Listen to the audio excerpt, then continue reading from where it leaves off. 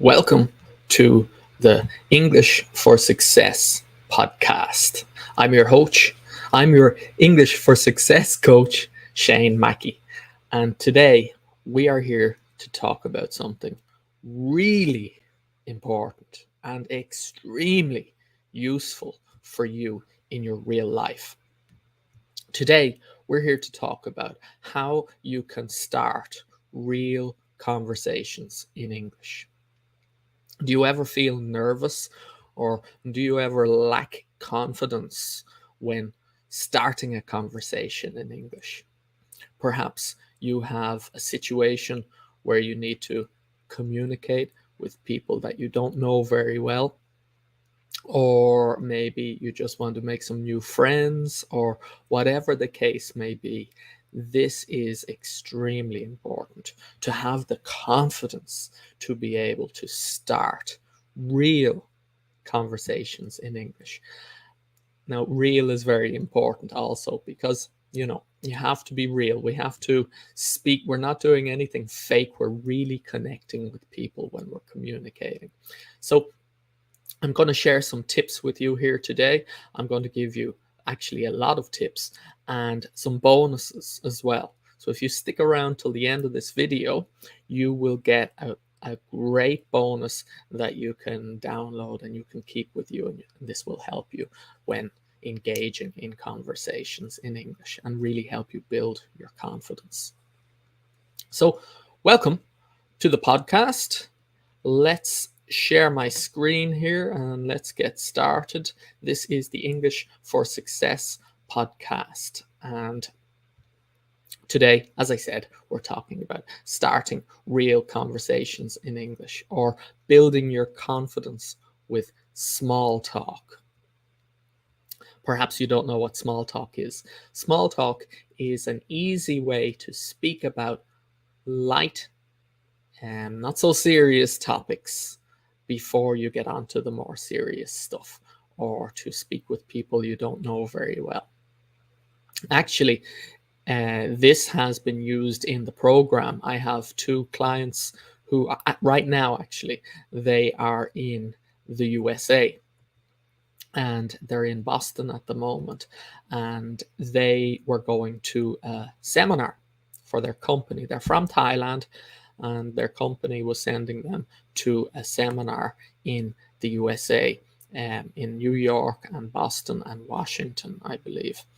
And they said to me, they have these different skills that they're working on in the program, but what they really want to do is to be able to communicate, to start conversations with people. What's important to them was networking, meeting new people, starting. It's a great opportunity. If you go to another country, maybe for a seminar or even for a holiday, you can make new connections. And they asked me, how can we start these conversations when we're waiting for the seminar to start? We have this opportunity to network and to make new connections with people all around the world. So this is the training that we did. They're using this now at the moment in Boston in the USA, and this is what I'm here to share with you today. So let's get started.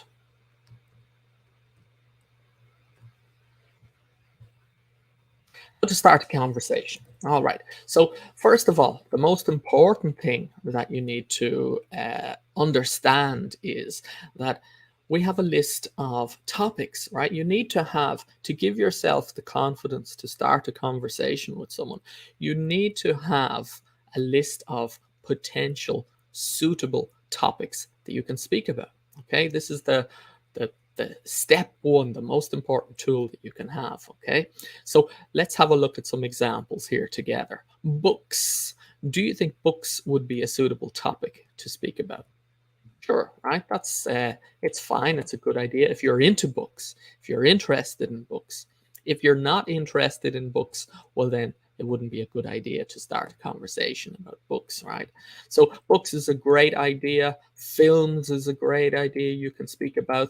The next one here, health problems, not so much, not a good idea. This is not a good way to start a conversation. Nobody wants to, at this stage in a conversation, nobody wants to hear about your health problems.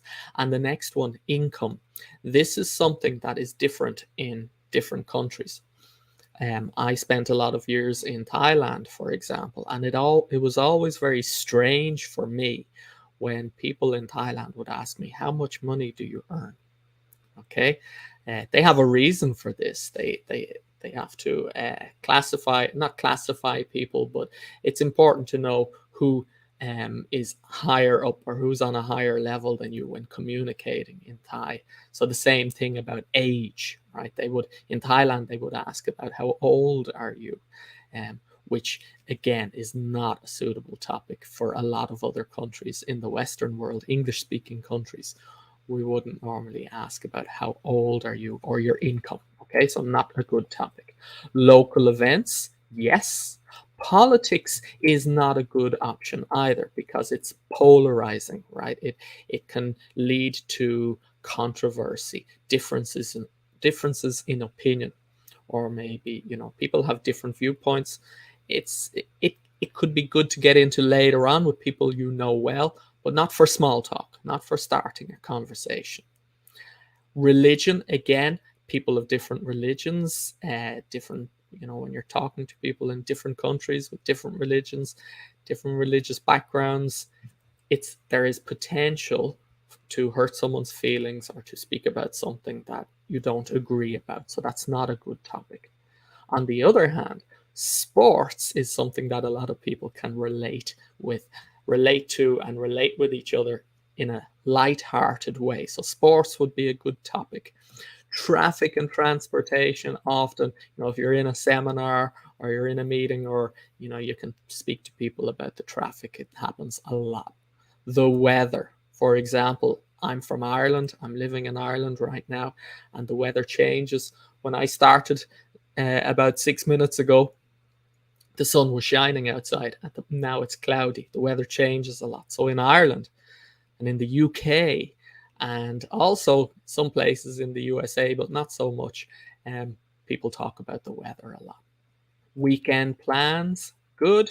Jobs and work, good. Okay, so here is a list. This is the first step. This is a list of great topics that you can use to start a conversation in English.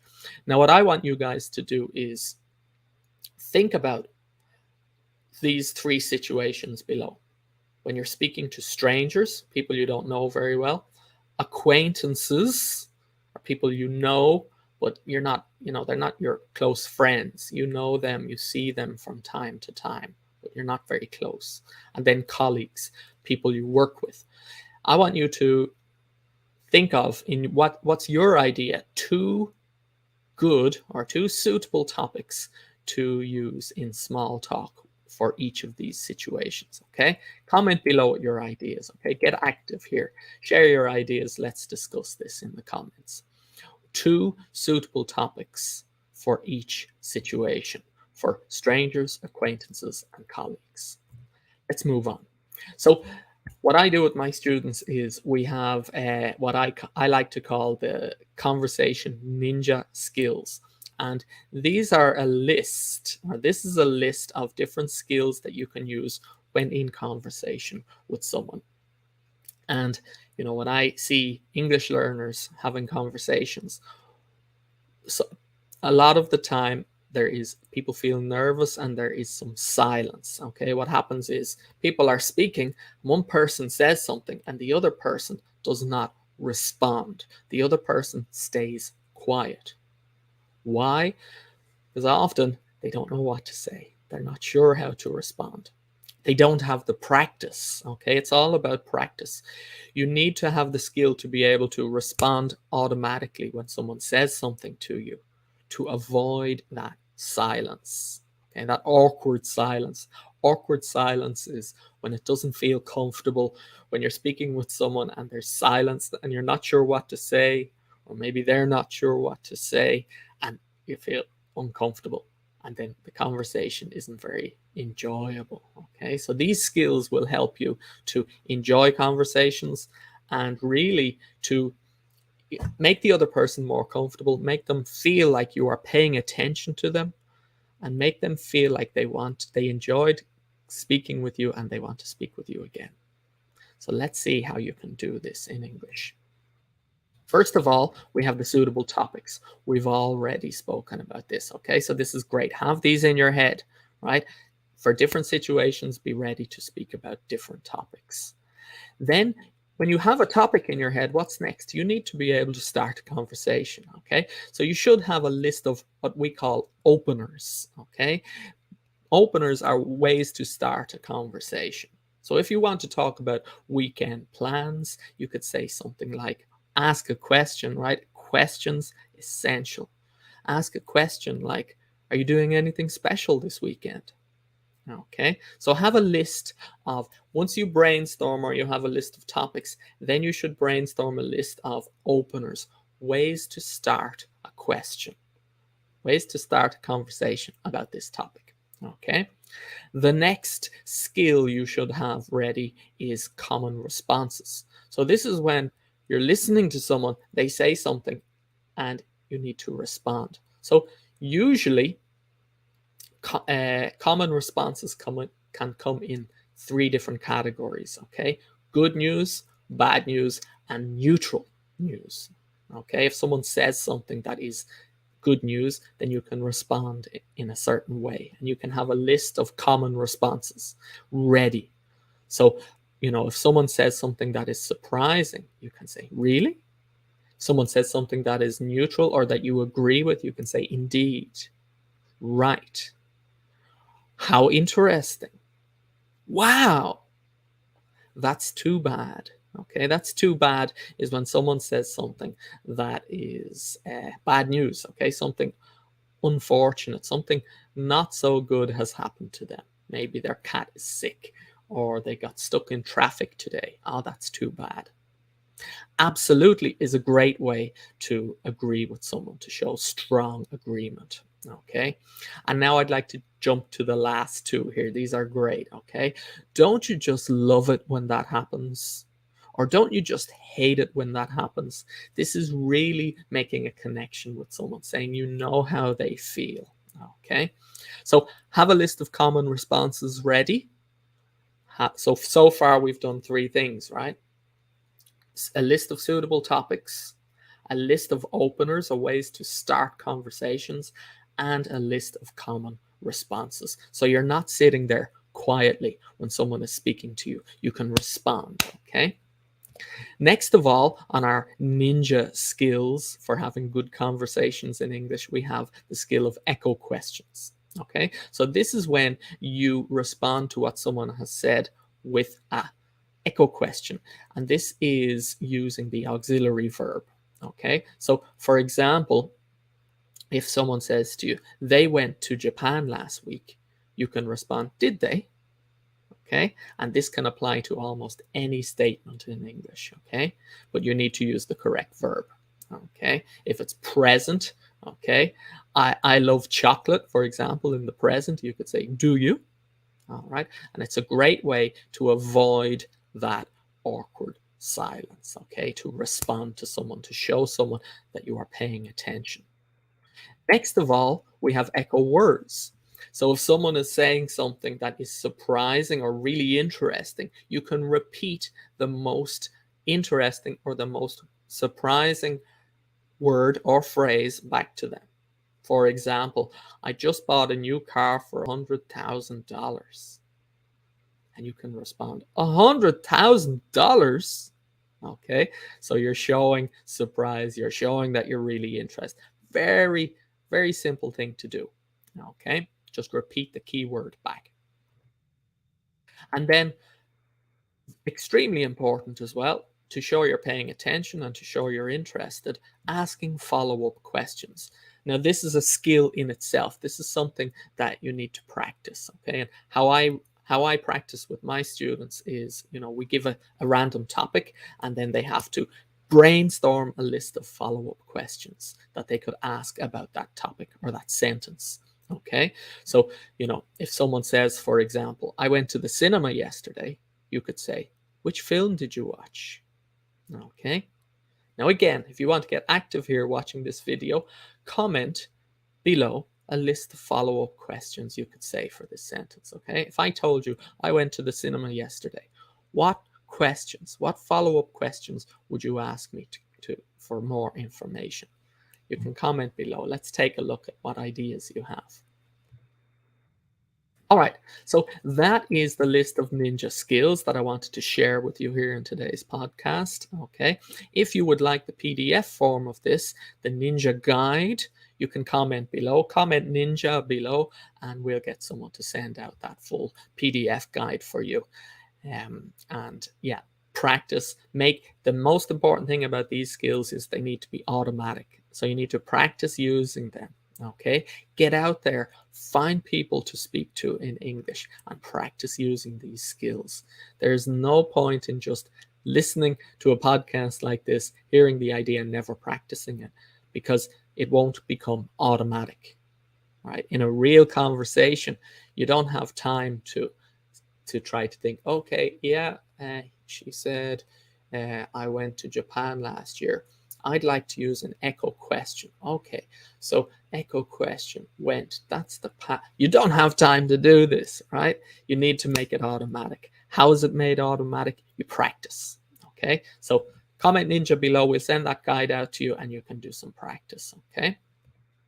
Now, what I have done, again, going back to my students who are currently in the USA, what we did was, and what we do at least twice a year in the full program, we do a small talk role play. So, you know, my clients, the members in my full program, they practice. We do workshops. They practice all these skills, but then it's really important that they do a role play. So a few weeks ago when we did this in the program, we did a role play of they were at a seminar, an international seminar, and they were put into small groups and they had to use these skills to start conversations before going into the next presentation. So this is the kind of practice you need to be doing. And what we use in the program is a card system. This is like a cheat sheet. Okay, so for example, what I've prepared for my students here is a card. They have a card like this for a variety of different situations. Okay, and this is really good for you when you're in that stage of, if this is new to you, you can use the card to practice. Okay, to take a look at your card and while you're having these small talk conversations. And basically what I've done is I've broken it into the most important parts of this small talk conversation. Okay, we have these different areas here. And just briefly, I won't go into these in detail here because we're almost finished. But first of all, as we've said, you think of your topic. Okay, now there are a variety of topics, as we know. Each of these cards has a different topic. For example, work and location. Okay, this is always a great topic to speak to someone about. So first of all, we have the topic to think about. Then we have a greeting. Okay, different ways you have to greet. You can't just walk up to someone and say, "Where do you work? What do you do?" Right? You need to have a greeting. Okay, so my name is blah blah blah, and I work for whatever company. What's your name? Okay, that's an example of a greeting. Then you have your conversation starters. Okay, a list of ways to start a conversation about this topic that you have decided is a suitable topic to speak to someone about. If it's work and location, for example, you could say something like, "I work in Dublin. Where are you based?" Okay.